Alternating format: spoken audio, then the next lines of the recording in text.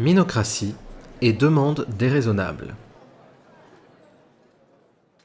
Ceci est un troisième épisode de réponse aux questions que l'on me pose lorsque je présente l'idée de la minocratie autour de moi. Pour en comprendre les tenants et les aboutissants, je vous invite à aller écouter la lecture complète du texte initial qui présente le concept de minocratie en tant que tel. Vous la trouverez sur Instagram, sur YouTube ou sur Deezer. Pour en faire un rappel rapide cependant, et contextualiser ce que je vais dire, il s'agit d'un système de prise de décision politique où, plutôt que de se référer au choix de dirigeants ou de dirigeantes, à la majorité des voix exprimées ou à un consensus, on applique aveuglément le choix des personnes qui subissent une inégalité, c'est-à-dire les personnes pour lesquelles on constate une inégalité avérée d'accès à la satisfaction d'un désir qu'elles peuvent exprimer de manière concrète et quantifiable. Néanmoins, pour éviter toute forme d'abus, les demandes de ces personnes doivent répondre à deux conditions essentielles pour que les lois qu'elles proposent soient validées et appliquées par la société. D'une part, qu'aucune disposition de la loi n'empêche qui que ce soit, même temporairement, de réclamer de futures réformes de l'exacte même manière. D'autre part, qu'aucune disposition de la loi n'impose de conséquences non immédiatement réversibles par une autre loi à d'autres personnes que celles qui demandent la loi. Mais le principe d'un tel système est bien que, si une proposition de loi portée par un ou une citoyenne ordinaire répond à tous ces critères, la société est obligée de l'appliquer telle qu'elle. Or, comme l'a fait remarquer Merrick N dans les commentaires, cela implique que les personnes peuvent tout à fait faire passer des lois à propos de sujets parfaitement déraisonnables, en prenant notamment l'exemple de quelqu'un qui exigerait de la société qu'elle lui procure un massage des pieds quotidien. De fait, imaginons la situation suivante. Un citoyen constate que sa voisine a un partenaire amoureux particulièrement dévoué qui lui fait des massages des pieds quotidiens. Ce citoyen subit de fait, par rapport à sa voisine, une inégalité d'accès à la satisfaction de son désir de se faire masser les pieds régulièrement. En minocratie, cela veut dire que ce citoyen est légalement autorisé à exiger une loi pour combattre cet état de fait, une loi dont il contrôle d'ailleurs entièrement le contenu, tant que celle-ci respecte bien les deux dernières règles de la minocratie. Ne retirer à personne la possibilité de réclamer des lois de l'exacte même manière et n'imposer à personne de conséquences non immédiatement réversibles par d'autres lois. Pour le dire plus simplement, oui, ce citoyen peut tout à fait revendiquer que la société lui rembourse intégralement tous les massages des pieds à domicile qu'il souhaitera. Et la société minocratique sera dans l'obligation d'adopter cette loi et de l'appliquer aussitôt. De fil en aiguille, on peut alors imaginer que tout un tas de personnes revendiqueront de pouvoir bénéficier de cette loi pour les mêmes raisons et que la société, afin de combattre l'inégalité d'accès au massage des pieds, devra effectivement rembourser les séances de massage des pieds à domicile à tout le monde. Et si un citoyen peut demander quelque chose d'aussi ridicule pour une raison aussi faible et que la société se retrouve obligée de le satisfaire, lui, ainsi que toutes les personnes qui le demanderont, cela pourrait poser problème. Moi, personnellement, j'ai très envie d'aller dans l'espace. Je pourrais tout à fait demander à ce qu'on me paye mon ticket à bord d'un vaisseau spatial de plaisance et faire une loi qui permette à tout un chacun de se faire payer son ticket. Vous imaginez à quel point ce serait dramatique ? Sauf que, précisément, non, ce ne serait pas possible, et ce pour plusieurs raisons. La première chose qui m'empêcherait d'exiger qu'on me paye des voyages de plaisance dans l'espace, c'est qu'une telle entreprise a des externalités négatives concrètes sur d'autres personnes. L'impact sur l'environnement de chaque voyage n'est pas négligeable, et dès le processus de validation de la loi, on pourrait retoquer celle-ci en invoquant la 4e règle de la minocratie. Cette loi implique des conséquences non immédiatement réversibles par d'autres lois pour d'autres personnes que moi. Mais quand bien même ce garde-fou ne fonctionnerait pas pour une raison ou pour une autre, les problèmes environnementaux suscitent des inégalités fortes qui permettraient à d'autres de faire abroger ma loi très rapidement, voire d'interdire totalement le voyage spatial de plaisance, mettant du même coup tout le monde sur un pied d'égalité face à ce désir, ce qui me retirerait la possibilité d'exiger quoi que ce soit à ce niveau-là. Dans le cadre du massage des pieds, cependant, de telles externalités n'existent pas. L'activité de masser les pieds de quelqu'un n'a aucun impact environnemental notable a priori, et ne déclenche pas non plus directement d'inégalités dans d'autres domaines. À moins de chercher une loi qui forcerait les gens à faire des massages des pieds à leurs voisins, ce qui irait très clairement à l'encontre de la 4e règle de la minocratie sur les conséquences non immédiatement réversibles. On ne peut pas retirer le fait d'avoir fait un massage des pieds à quelqu'un contre son gré. La pratique est totalement inoffensive. Et pourtant, je suis d'accord avec Merrick N pour dire que, instinctivement, il paraît totalement ridicule et dommageable que la société se mette à rembourser tous les massages des pieds à domicile de tout le monde. Sauf que cette réaction instinctive doit être interrogée. Qu'est-ce que je crains réellement qu'il advienne si la société se retrouve obligée d'appliquer une telle loi ? Encore une fois, aucune loi en minocratie ne peut me forcer à faire des massages des pieds à qui que ce soit ou à en recevoir si je n'en ai pas envie. Cela veut donc dire que les personnes qui en reçoivent ou en font sont, en théorie, parfaitement libres de pratiquer cette activité, le font de leur plein gré. Et le fait qu'ils et elles s'y adonnent n'a aucune sorte de conséquence sur ma vie a priori. Alors, pourquoi est-ce que je trouve cela problématique que la société rembourse une telle pratique ? Organise mieux la répartition des massages entre les personnes qui veulent être massées. Il s'avère que ma crainte est que cette exigence, qui pour moi semble être un pur luxe, un pur caprice, détourne au final tant de ressources vers le massage des pieds que la société ne puisse alors plus s'occuper d'autres choses plus importantes à mes yeux, comme par exemple assurer que tout le monde soit en bonne santé ou que tout le monde ait accès à un logement décent. En effet, les ressources dont dispose une société pour satisfaire les désirs de ses citoyens et citoyennes sont toujours limitées. Le nombre de personnes qui acceptent de masser les autres en échange d'une rémunération est limité. Le nombre de personnes qui peuvent former des masseurs et masseuses est limité. La quantité de richesses que l'on peut produire et attribuer à ces masseurs et masseuses en échange de leurs services est limitée.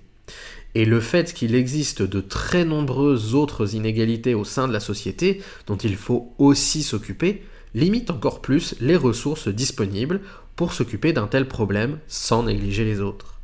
La minocratie ne permet absolument pas de créer magiquement de nouvelles ressources. Son seul objet est de permettre de faire des lois qui vont attribuer les ressources disponibles à des projets visant, en théorie, à réduire les inégalités. Mais les règles de la minocratie, telles que je les ai décrites dans le texte initial, ne font aucune hiérarchie entre les inégalités entre elles. Dans une société aux ressources abondantes, on peut imaginer que s'occuper de l'inégalité d'accès au massage des pieds à domicile, aussi ridicule que puisse vous paraître la proposition, ne pose pas réellement de problème. La société dispose des ressources pour s'occuper de cette inégalité-là et des autres.